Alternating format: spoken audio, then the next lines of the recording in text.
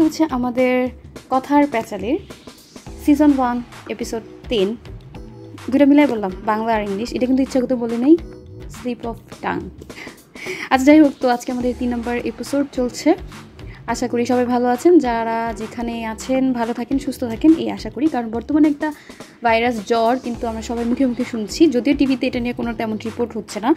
দেখা যাচ্ছে সবারই কিন্তু জ্বর, ঠান্ডা, কাশি আছে এবং এবারের জ্বরের কিন্তু দেখা যাচ্ছে ম্যাক্সিমাম মানুষের হচ্ছে কয়েকটা সিমটমস হচ্ছে মাথা ব্যথা থাকবে, শরীর ব্যথা থাকবে এবং প্রচণ্ড রকমের জ্বর, শরীর ব্যথাটা আর মাথা ব্যথাটা হচ্ছে সব থেকে বেশি। কারো কারো ক্ষেত্রে কাশি হচ্ছে এবং জ্বরটা ছেড়ে ছেড়ে আসছে। অনেকেই ভাবছে এটা ডেঙ্গু, কেউ ভাবছে টাইফয়েড, কেউ ভাবছে অন্য কোনো সমস্যা।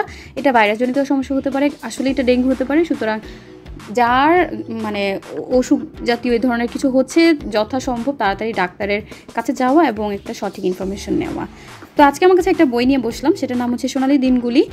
লিখেছে হচ্ছে আবুল মাল আব্দুল মুহিত। উনি মনে হয় গত বছরই মারা গিয়েছিল, আমার এত মানে খেয়াল পড়ছে না, তবে হ্যাঁ মানে আমার একজন পছন্দের ব্যক্তি। যদিও ওনার অনেক ধরনের কথাবার্তা সম্পর্কে আমাদের দেশের অনেকের অনেক অভিমত আছে, সেটা তার আলাদা রাজনৈতিক বিষয়, বাট মানুষ হিসেবে তিনি অত্যন্ত একজন ভালো ব্যক্তি ছিলেন।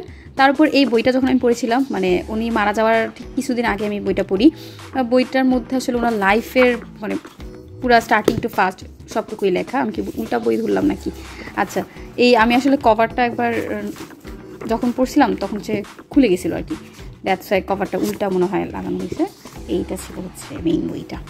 সো বইটা আমার অনেক পছন্দের, কারণ এখানে ওনার লাইফের স্টার্টিং থেকে প্রায় অনেকটুকু জিনিস লেখা। এখানে যদি আমরা ভিতরে যাই, বিভিন্ন ধরনের ইনফরমেশন এখানে দেওয়া আছে। আমরা যদি আরেকটু ফোকাস করি, এটা হচ্ছে ওনার মা। এরকম এখানে বিভিন্ন ধরনের ছবি আছে। আসলে ছবিগুলো দেখলে বোঝা যায় যে সময় কত দ্রুত চলে যায়। এখানে একটা ছবি আছে, তারপর এখানে আরেকটা আছে, SM হল সিলেক্ট কমিটি। তারপর উনি তার 1956 সালে। এই বইটার কথা কেন নিলাম, আমার বুকশেলফটা দেখছিলাম, এই বইটার কথা খুব মনে পড়লো। এই বইটা আমার খুব পছন্দের একটা বই।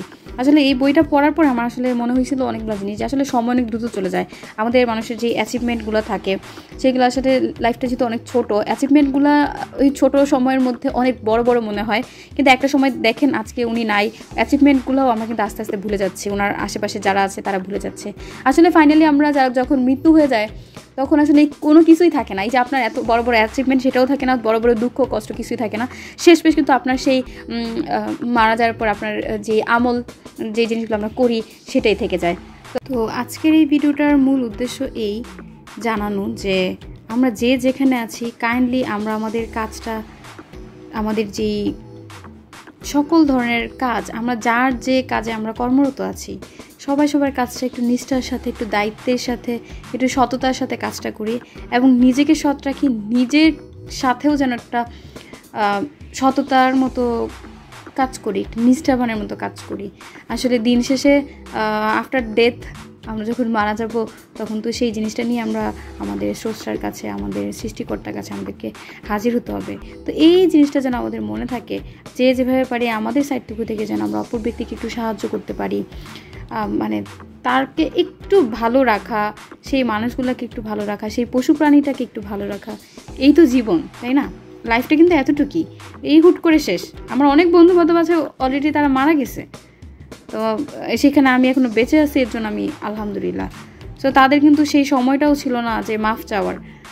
তাই আমি বলবো সবাই সবার কাজে নিষ্ঠাবান হই আর ভবিষ্যৎকে নিয়ে কাজ করি।